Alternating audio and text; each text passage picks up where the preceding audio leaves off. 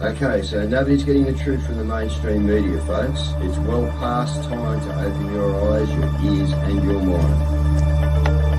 Do your own research because something isn't right here. And if you can't see that, you are not paying attention, folks.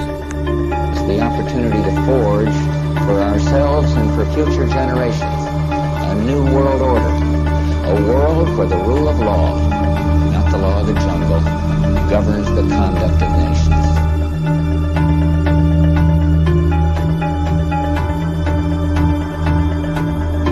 So let's look at each one of these and see how we can get this down to zero. Probably one of these numbers is going to have to get pretty near to zero. Now that's back from high school algebra, but let's take a look. First, we've got population. The world today has 6.8 billion people. That's headed up to about 9 billion. Now, if we do a really great job on new vaccines, healthcare, reproductive health services, we could lower that by perhaps 10 or 15%. The important message that we need Australians to get vaccinated as quickly as possible. In line with that, I do encourage all Australians to please go and book your vaccinations as soon as you can if you haven't already done so.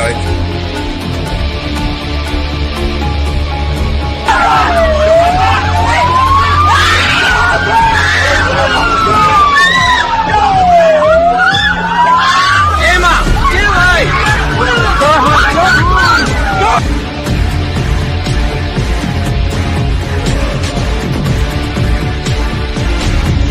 When we are successful, and we will be, we have a real chance at this new world order, an order in which a credible United Nations can use its peacekeeping role to fulfill the promise and vision of the UN's founders.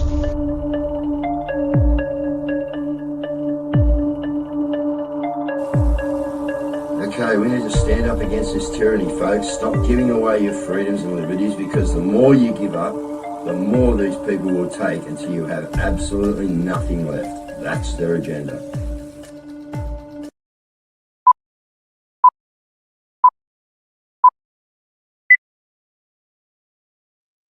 All right, good evening, viewers. Here we are once again. We are the difference, and I'll just say, be the difference. All right, be the change that you want to see, guys. That way, if we all be the change that we want to see, we create one big change, and I think we're well on the way to doing that in Australia. So, a couple of things, guys. Are you okay day today? And we all know that that's about suicide, etc.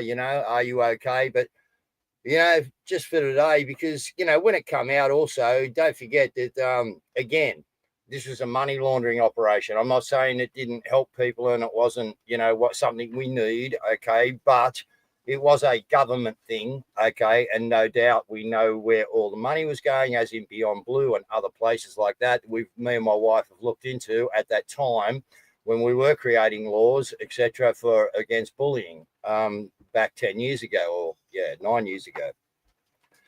So what I want to say today is, are you okay? Are you okay with the way your schools are and the development and the indoctrination that you're seeing within your schools in certain areas? Are you okay with your council? How they are whacking up your rates? Not repairing your roads, not collecting your bins, not looking after the homeless. Just wondering, are you okay with... Sorry, guys, I need you to share it out again. Like, I'm down to 5 shares, okay? Go across like hundreds of channels and now I'm down to 5. So please share it onto the notice board, share it everywhere. All right. So, are you okay with not being able to access your parks and wildlife? Just asking. Are you okay with the taxes you're paying at the moment? Are you okay with the tyrannical control that seems to be coming down through a communist government? Are you okay with the climate hoax being pushed on you and your family and your future generations? Are you okay with the digital ID? Are you okay with the gaslighting of the Mockingbird media? Just asking. And how do I relate using "Are you okay?" because the government has created the mental health problem that we have in society, guys. That's why I'm okay to use "Are you okay?" in a different sense. So if you're not okay with everything that I just spoke about, I'd like to see you at the fairgrounds at Hyde Park on Saturday, because that's what it's going to be a bit like, guys. We're going to have the food section down there, okay, with another stage, educational stage. We'll have the other stuff up there where the boys are doing on their big stage, right? We are going to have a massive amount of people. So I just say, get out there, enjoy it, all right? And, you know, you're not okay with all those topics I mentioned. I know that, and there's 100 others, okay? So if we're not okay with it, I think we're on a roll on. I think we need to get out there, guys. So, yeah, I think the weekend is going to be a great day.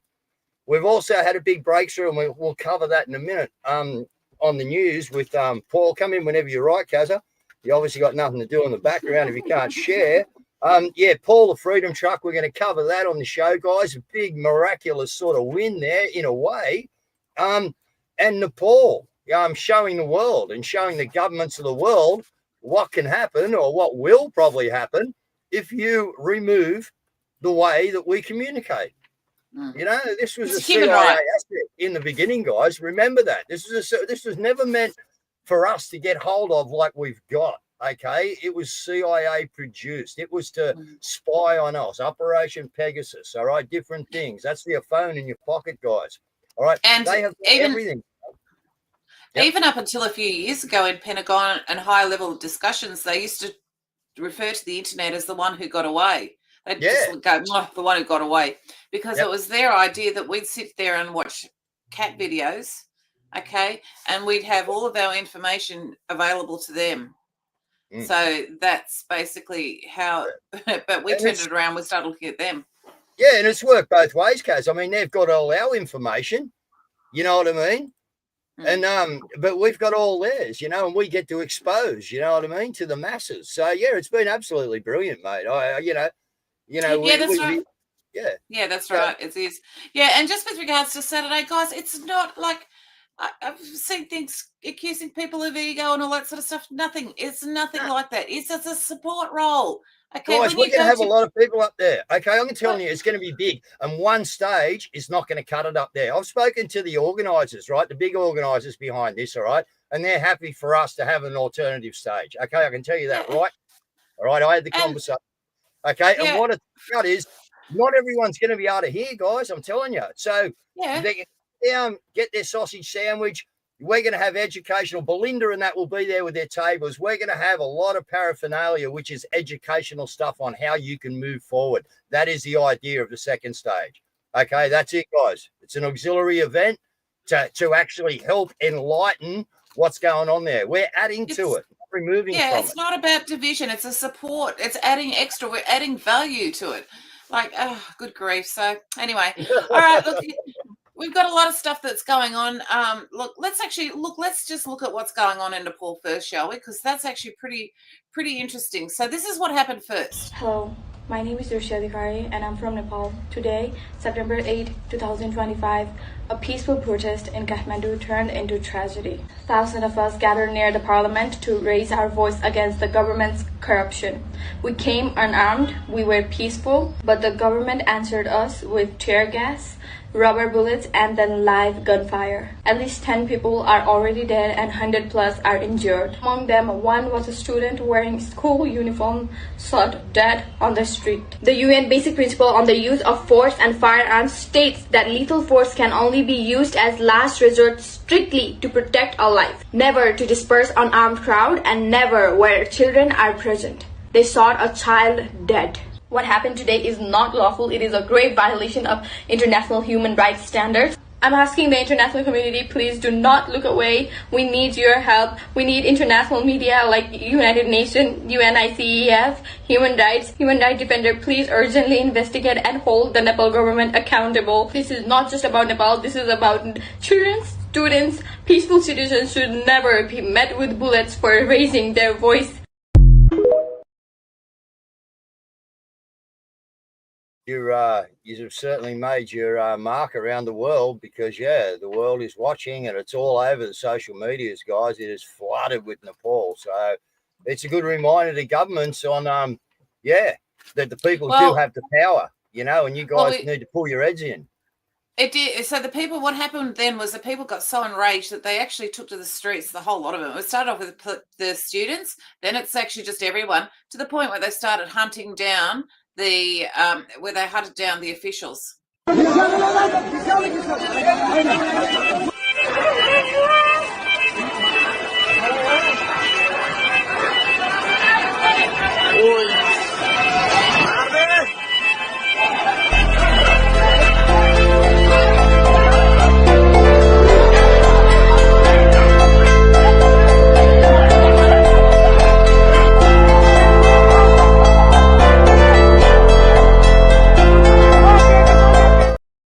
So it goes on and on. And then finally what happened was it looks like the Nepalese army have actually joined the crowd now.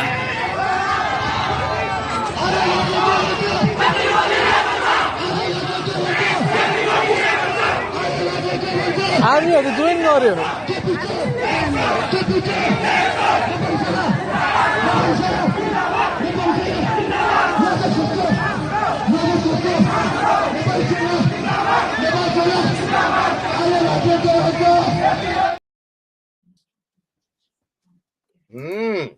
Well, now we got to watch who fills the vacuum. Well, they did. They did burn their Parliament House, so they set fire to it. They were that enraged. Yeah, but the vacuum now in the whole country, you know what I mean? That's what is a bad, scary thing, you know what I mean? Because this gives, you know, militia groups and that the right to get, you know, or not the right, but the ability to come in, you know what I mean? And like we've always seen, guys, deception, number one, you know? So, yeah, this is going to be very interesting. Nepal is going to be, an example of what can go wrong or go right when a country actually implodes. Now, what's interesting as well is that France has done the same. They've taken to the streets with regard to Macron, and Macron is actually stepping down or stepping aside. Berlin's also in blackout today too, by the way, which is very interesting. But with the interesting thing about Macron stepping down is that Kim Clement in 2012 said it will begin in France, the fall of the government.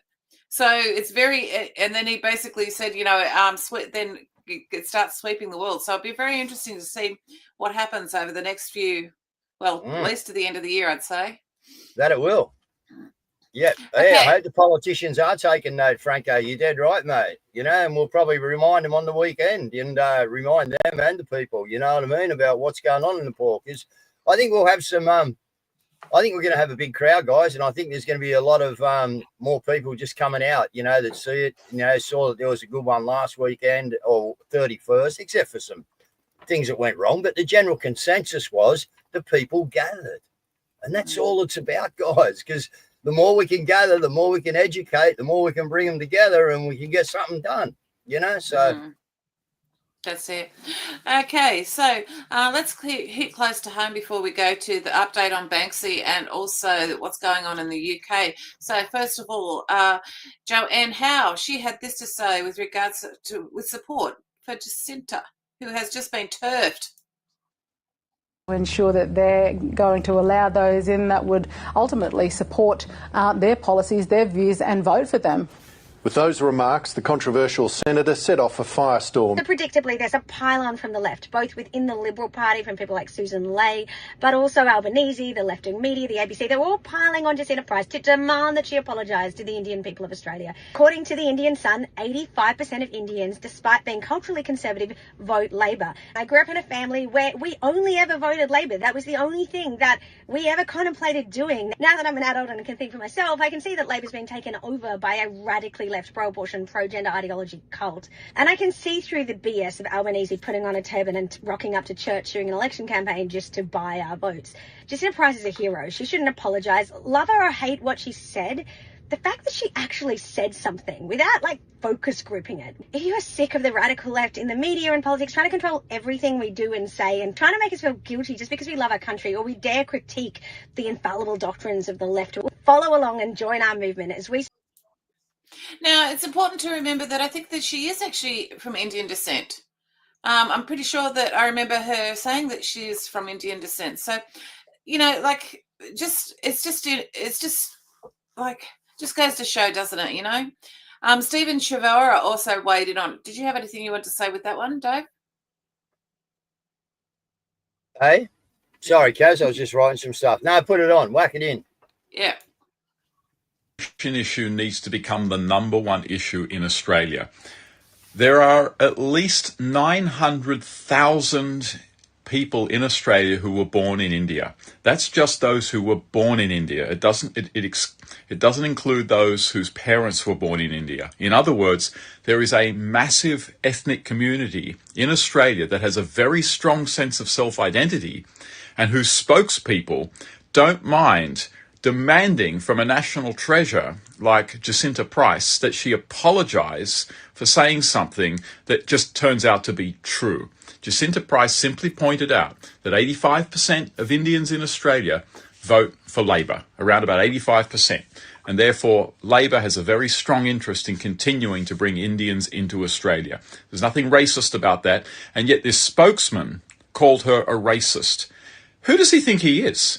Can you imagine the gall and sheer contempt that someone would have to have, not just for Jacinta Price, but just for Australia, to demand an apology from her, to actually call her a racist simply for telling the truth? That's not someone who has a respect for this country. That is someone who has a sense of superiority over this country. And that is exactly what we're going to have to come to expect from the spokespeople and the lobby groups of many ethnic groups in this country. Whether it's Indian, whether it's Chinese, or Islamic, we are becoming a country of ethnic enclaves. That is simply what is going on. And they are starting to exert more and more political power. It will soon be impossible for politicians to turn the immigration tap off. We're getting to that point already. We've seen what the future is.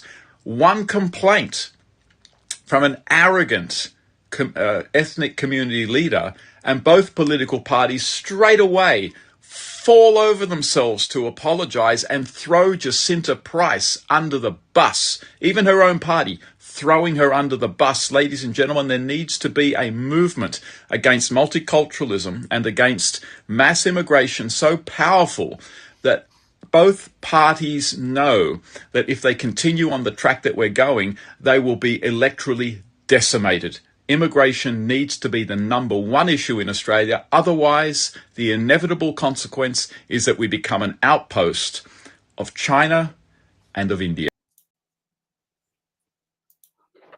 Look, yeah, he's dead right. You know, it is the big problem at the moment. We got a lot of problems to do, but yeah, Jacinta Price, this is bullshit. You know what I mean? We just heard she's been stood down by Faye. So Susan Lay. So apparently she's been dropped, guys, and this is what they do. But hey, thank God you're not in Germany where they just killed 7 of them, Clintonized them. You know, and this will happen around the world, guys. So, you know, thanks for Jacinta for talking the truth on a particular topic. And, it is an issue and it is a problem in this country. And they are bowing down to it because why? Because it's all by design, guys. All right. The players are all sold. All right. And they're playing out their part. Our job is to come together like we're going to do again on the weekend. All right.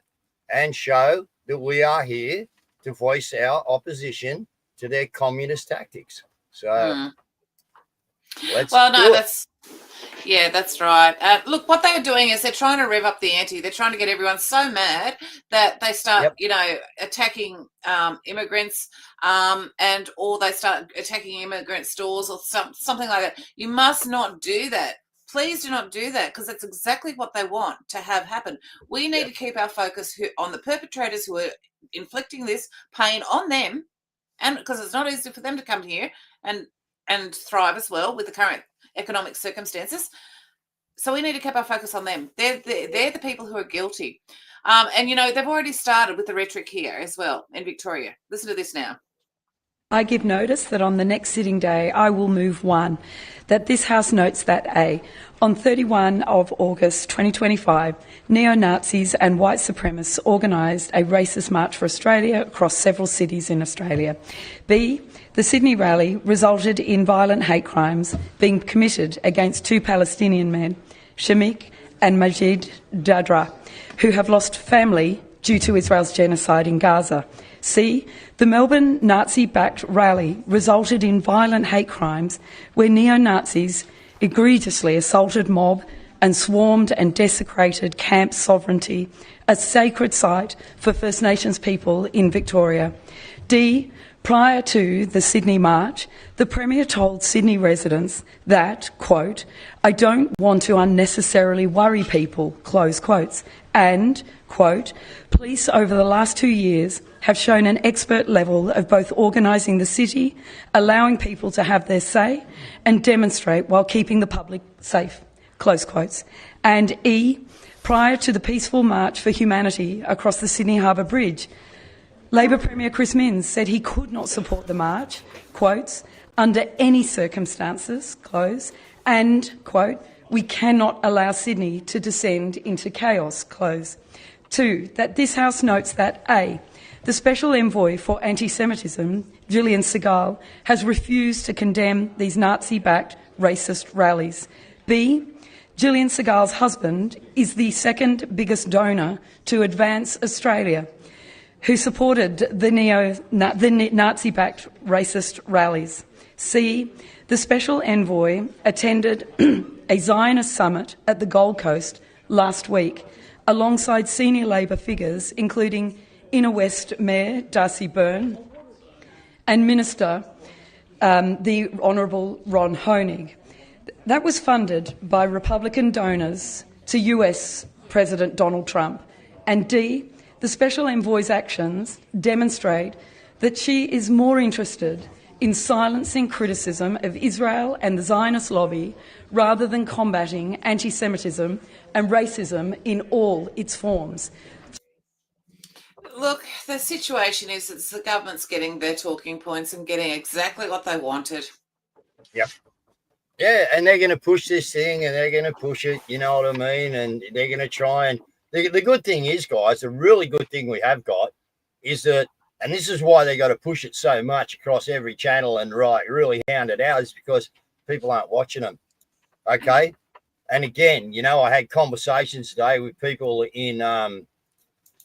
what would you say, higher places in the community, in our health system, maybe. And guys, you wouldn't believe just how awake these people are. You know, I mentioned the government in this conversation that we had with this lady, and she just straight away turned around me and corrected me and said, you mean the corporations? That was a normie. Just, you know what I mean? And in the system had the jibbies, you know what I mean? And here she is telling me that it's not the government, it's actually the corporation. So that tells me that the actual normie out there is actually doing a little bit of research, guys. And that's why I think these little get-togethers, right, are going to be bigger and bigger each time we actually get together, okay? Because I think the Australian people have had enough, all right? And we've promoted, we've put out there, you know, what happened. Okay, we got infiltration. We're going to have infiltration again, guys. This is another part of now that we're coming together, you know what we got to do again? Right, we got to separate the chaff from the wheat. And that's not our job. Our job is to tell the truth, all right? The wheat and the chaff will be separated by who? The good Lord. Okay, but I can tell you right now, we're back to that time again. Why? Because we're getting all of us what we call unique thinkers, okay, together again.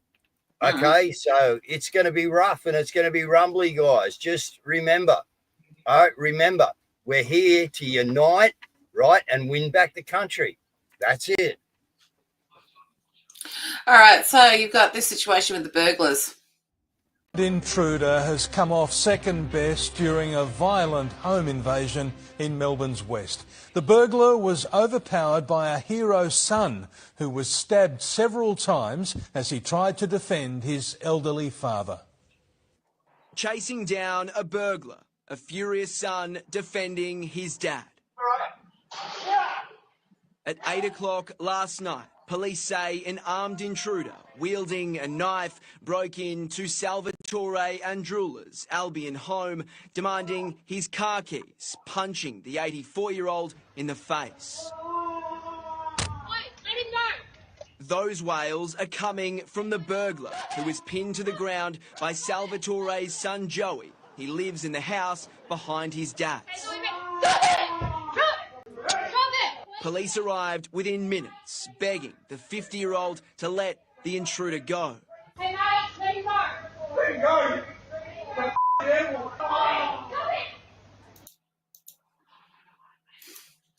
Well, you know, you have this, like, people are just getting jack of it. That's why they're fighting back, you know, and you can completely understand why. They have to now. You know, we're still disarmed. Have you seen the sign? I actually sent you a school sign, Caz, you know, where they got the lit up signs on the side of the road and it says, lock your doors. This is down in Melbourne. Lock your doors tonight. Well, unbelievable, man. Well, this is apparently in the planning. So they've got new planning rules will encourage high rises near train stations all around Melbourne for immigrants due to mass migration, population boom, 15-minute smart cities. Are you going for it? Anyway. Yes, they are indeed. And, you know, like you've got this turd. Like, look at him. Here he is. A landmark $500 million agreement to transform the relationship between Australia and Vanuatu still hangs in the balance. Like, he said that he's going to make sure it gets through. So don't you worry. It'll get pushed through. And that $500 million will be spent over there, guys, and not on your homeless, on you, or anything else to do with your country. It won't happen. It might go and feed if there's anything left over, some more immigrant grants. You know what I mean? So we can give out some more money and get some more new cars and give some housing to some people who, we should be looked after first. It's simple.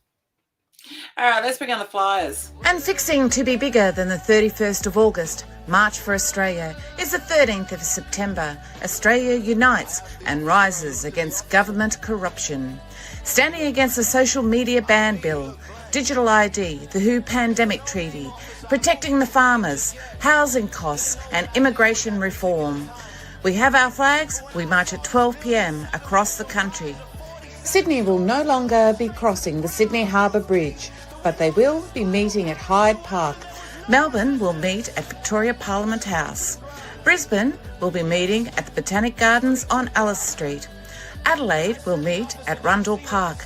Cairns will meet at Freedom Park, north of Muddy's Cafe. Darwin at Civic Park.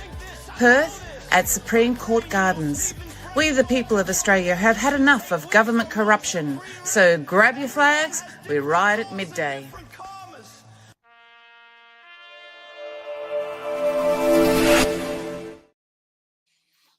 Guys, get there early in Sydney. Get there early, all right, because trains are going to be down by the looks of it. I've just heard, you know what I mean? They're going to be doing track work, okay? That's the latest little rumble I've got. So let's get there early, guys, all right? I'm going to be up there early, all right? We get there early and, I know some other people are going to be getting there early with me and, we'll be getting the educational side of the day prepared. All right, let's have a look at this. The one good thing about that's going on with all of this stuff at the moment is a lot of young people are speaking up and they're actually doing their own research. So we have this. Anthony Albanese's posted on his Twitter, Australia has one of the fastest growing economies.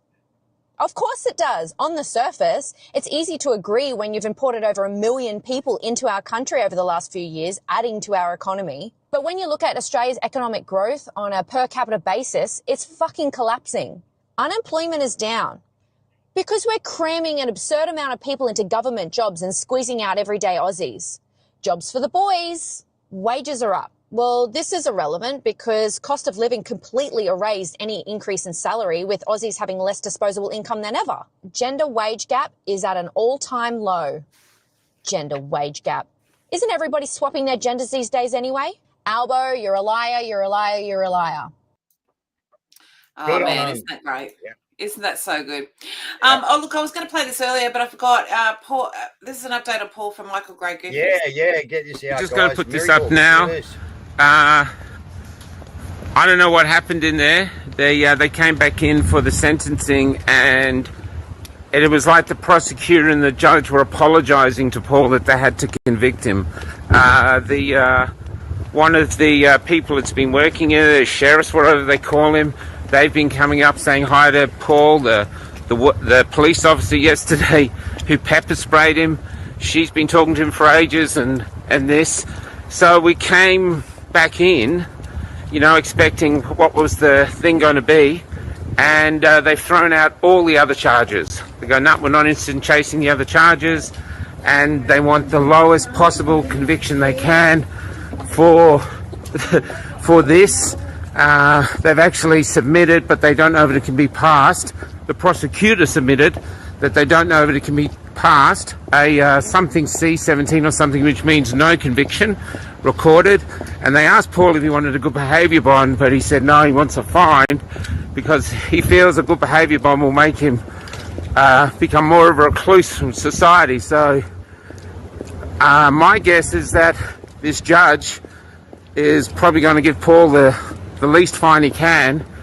I mean, I don't know what happened. It's like the state got their guilty verdict, and that's all the machine wanted, and now the humans that work in the machine are bending over backwards to try and make amends with Paul as best they can. I think I've just seen a miracle. I think I've just seen hope for us all, that common sense and decency and empathy can shine through the bullshit that we've tangled ourselves in, and as soon as Paul gets his truck back, which should be the next few days, Paul, after 3.5 years, can finally start getting his life back together. And I would suggest, as a community, if he gets a fine, we pay it. Well said, Mick. That's unbelievable. Hey, unreal. Look what they've put him through, guys. Still, you know what I mean? But it's good to see a bit of empathy, some people in the system. Yeah, knowing that this has been a big stitch-up job, all right, to use on the Mockingbird media to make us people out as actual fucking criminals. That's all they were doing, guys. Yep. That's exactly right. Basically, David, Limbrick has been following up the machete ban. Millions of people now are invested in this mystery, and I'd like to thank all the people that have contacted my office. I'd like to thank all of the people that have contacted my office and the millions of people that have been watching this mystery unfold. So what do we know so far? We know... Order, Order, please. Order, please. Please. I think all sides of the chamber, come on. Come on. Mr. They don't like it, Thank do you, they? President. Yes, so millions of people are invested in this mystery. What do we know about the mystery so far? Well, we know that the government said that there's a $13 million budget, and we know that the government said that there's about 40 machete bins being installed. But the reason that people are interested in this mystery is not because of the machete bins. It's not even because of the $13 million, I don't think. It's because it's emblematic of the needless secrecy that this government always engages in. Now, some of the things that we've uncovered here that we think we have good evidence of, well, firstly, we know that the bins were actually only about $2,400 each, $2,800 including delivery probably, which is far cheaper than the retail price. I actually got a quote for a machete bin, and it's about $4,000 from a reputable manufacturer. So they're cheaper. So, yes, they're cheaper.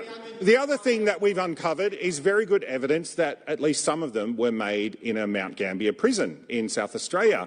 And I look forward to the government. Maybe they can clear this up for us, whether that's actually true. We also have evidence that some of them at least were potentially made in Ravenhall as well. Maybe the government can clear that up. Maybe. We'll leave it there. It goes on for a bit, but they don't like it that he's actually tabling it in front of them because it goes on permanent in Hansard. Yeah. It goes on permanent record about their little criminal activities getting it made. Yeah, exactly.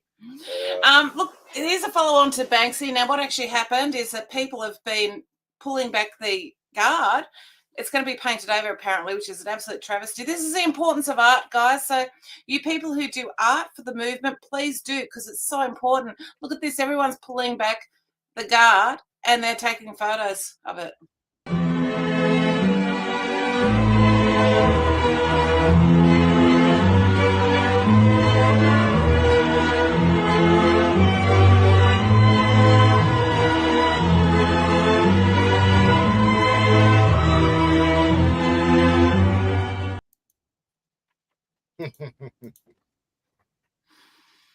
It's awesome, isn't it?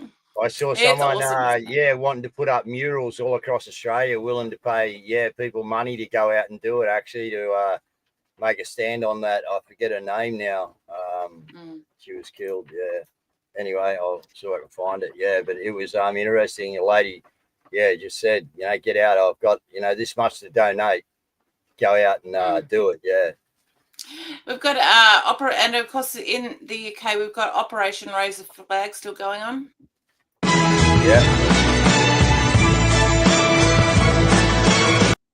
We'll leave it there because we've got a few. And they're looking at 500,000 people in London, guys. That's what they're looking at on the 13th this weekend. So I just hope it it goes like it's planned. Yeah, that's right. Now there's a lot of stuff that's coming out about the let's go to let me just get the flyers because there's some important things. That this weekend is also the Bendigo Farmers, so let's do that one as well.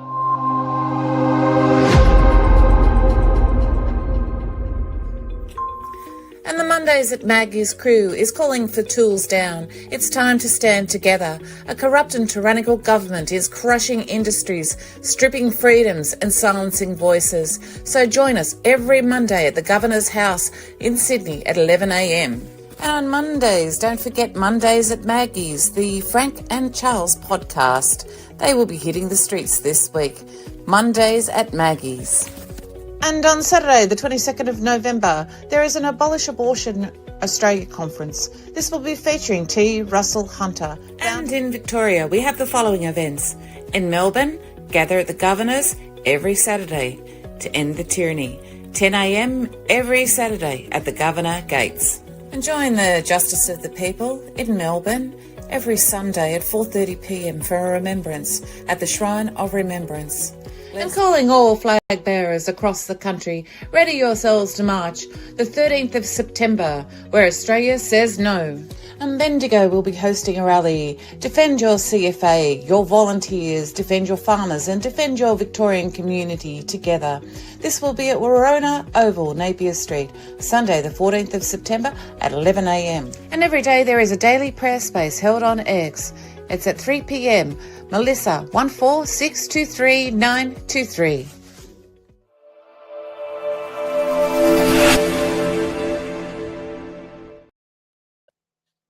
All right, again, plenty happening. It's brilliant, guys. All right, but big weekend coming up. All right, and there's going to be even bigger ones coming up. So let's just get on the roll, guys. It's like that wave. All right, I've spoken about. We're going to take off again, guys. We're about to ride a pretty big wave. All right, we had a couple little, look at the sets last weekend or the weekend before, whatever it was, the 31st, and now the surf's pumped again. It's ready to go.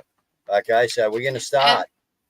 And we have a lot to complain about as well. Look, this is what they found with the vaccines. I want to add also a comment to what Tina said about the change in personality, depression, and all these things. This is very real.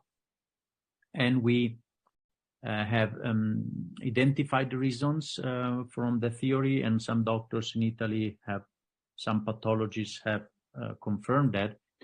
The spike protein unfortunately attacks and destroys also the endocrine system. So the glands producing hormones, and hormones are what make our emotions and feelings and all those things. And so an Italian pathologist near Venice, he went on a newspaper telling that all the brains he had investigated, he found the pineal gland completely destroyed on all the people who were vaccinated. Okay, So the spike The pineal gland. Yep. The most important gland, the one that we're all trying to wake up, guys. The one that reason I don't wear sunglasses anymore. And I tell you what, it's been about 8 months now. I did the other day. I walked out there and my eyes watered up and I had to put them on. Okay. But I've gone all last summer. Yeah. And, it's been quite a while since I haven't worn sunnies, but, that is devastating news. And I don't know. What do you say? We've got a Q drop. So we had Nayib Bukele, the president of El Salvador. He tweeted the other day, buckle up buttercups. Yep. And incidentally, what's fascinating about that is this is before Nepal, before Germany being blacked out, before Macron resigning, and before the uprising within the UK. And we have a Q drop, which is basically this one here on the marker, and it's just basically buckle up buttercups. It's about to get bumpy. Well, there you go. And it is about to get bumpy, all right, because we're like we're heading to the battlefront, guys. All right, that's what I'm excited about this, all right, because I can see, I've been out in the matrix a little bit, and the feedback I'm getting is that the normal person out there actually now understands what's going on. They don't want to talk about that poison too much. Okay, that's not a topic that can be really spoken about because that brings on a lot of embarrassment and different things, you know what I mean? Sadness, etc., etc. But they are certainly willing to talk about what's going on in their life, you know what I mean, with government, tyranny. So it's really good, guys. Really, really good. We're being taken out by Scotty. His handle is Charlotte Chow. He did the most incredible talk about the cultural revolution that's partaking in Australia or happening in Australia. So, Dave, if you would like to wrap up, I shall hit play. Yeah, no worries. Yeah, Shalcal's doing a good job. You know, he's really put the hammer through them idiots up there in Queensland. You know what I mean, and straightened them out that they won't be the Nazis won't be getting in up there. So well done closing the gate, Scotty. And look, guys, this is what it's about. This is why we're just going to extend it. We know how big it's going to be. That's why we're going to put something over here, down here, so we can actually, look after the overflow, because there's going to be it up there, guys. There's going to be a lot of people, okay? So you're going to get fed up there. Not that I'm, into sausages and stuff, but anyway, that's what's going on. The good old Aussie thing, unfortunately, hopefully they come from a good place, but unfortunately we know what our food system is. Not telling you not to eat the sausages. I'm just telling you it's a great Aussie thing to do, but unfortunately that's how pissed off you should be, because they've actually fucked up our snags, guys. Like, how dare they? So, yeah, there's another great Aussie thing to be fighting for. A fucking good, honest steak and a sausage. Steak sanger and a sausage on a fucking roll. Anyway, let's get back to Aussie, all right? We need it. We just need to bring the country back to a bit of harmony that we used to have. But we got some rough times to go through to get there, guys. But we can do it. So let's go do it. Good night, guys. True blue, is it me and you? Day when backyard cricket comes to the city and the surf takes over the park. Is it a cockatoo? It's a chance to enjoy the free country that we live in. Everyone gets together and celebrates the country, and one day, one country, one nation. Or just Vegemite. True blue. For too long, our she'll be right attitude was weaponised against us. We didn't realise. We trusted you, we complied, we waved it off when it felt kind of wrong. And in return, we've been locked in our homes, we've been muzzled online, we've been priced out of our own cities, we can't run businesses, and we're told that we are no longer acceptable as who we are. And then we've been flooded with people and policies we never voted for, because we don't really give a shit about politics either. But then they sold out the farm from underneath us. They sold out the suburbs, and they sold out our kids' future, all while racking up $1 trillion in debt. This cultural revolution didn't start in anger. It started in heartbreak. This is an Australian cultural revolution. So it's not a revolution in the French sense. There won't be any guillotines or firing squads. This is something slower, simpler, and possibly a little more unpredictable, because Australians don't do revolutions. You see, we're a very young country, so we haven't really had the chance to do what most nations have done. And most of us would rather be doing other shit instead. You see, we do Barbies and banter and long weekends, and we love our kids and our sport. We love our mates and our quiet freedoms. But you know, something has snapped. And what started as a whisper has become a movement. And while now it cannot be stopped, it has its own momentum. It is the sound of a youthful nation waking up and realising that it has been fucked. And your quiet Australians, from boomers to bubs, well, they're pretty pissed, to our Indian, Islamic and multicultural members of this country. You're here already, so you get to watch it. You don't get to shape it. This is not about you. It's about us and our people and what we want to be. Don't take that personally. This is an Australian moment, and we are deciding who we are without being told or guilt-tripped anymore. That's not going to work. Right now we need your humility, not hostility. Respect, not resentment. You can be part of this for us, but you cannot control it. Attacking us, mocking our leaders, the people we hold up on pedestals, or demanding that we stay silent while you find offence will only widen the divide. You see, we kind of liked our country the way it was, and, well, frankly, we're done pretending that we didn't. So, ladies and gentlemen, buckle up. This cultural revolution doesn't need permission, and clearly it will be not asking for anyone's either. We're speaking up. There won't be any foreign flags at our cultural revolution, and we don't care what the political weaklings, foreign interests or lefties think about it or us. This is an Australian moment that needs to be had. It is overdue, and just like the greatest Aussie moments, things like the charge at Beersheba, the Anzacs at Gallipoli, the type of football we play, the things we celebrate, it's not meant to be normal. It's Australian, and it's going to be fascinating. It might be a little scary, but it will be our way of doing things. Because when Aussies have a blue, we throw fists and then we tend to have a beer together later. That's who we are. That's what our culture does.